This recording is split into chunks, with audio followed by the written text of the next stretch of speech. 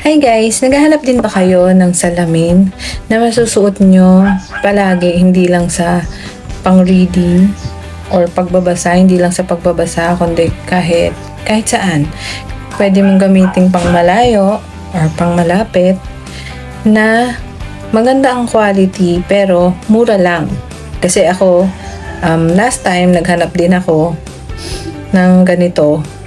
Hindi ko alam makakakita ako niyan sa TikTok ng mura tapos progressive siya.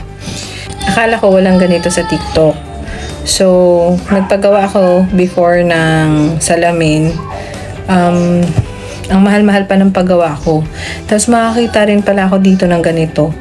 Diba? Hindi ko lang siya magagamit sa pagbabasa ko, kundi kahit sa malayo ng tingin. Kasi diba yung mga salamin natin na iba, yung mga pinapagawa natin, pagka malapit lang siya malinaw, pag tingin mo sa malayo, ang labo na. So ito, hindi ganon. Kahit pwede mo siyang gamitin pang lakad-lakad, kahit saan ka tumingin, hindi siya nakakahilo. Ayan, basta syempre tama yung grado mo na kukunin. Ayan. So, kung gusto niyo ng ganito, ng progressive na eyeglass, click the yellow basket and order kayo. Tignan nyo muna yung tamang grado para sa inyo. Ito para sa akin okay na to. Kasi, farsighted ako. So, thankfully, nakuha ko yung magandang para sa akin. So, ganito siya.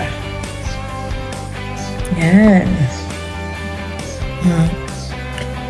Tsaka gusto ko yung color niya. Yan. Yan guys, kung meron kayong mga questions, just comment down below and I'll do my best to answer everything as long as it's related to our topic. Order na kayo, mura lang to.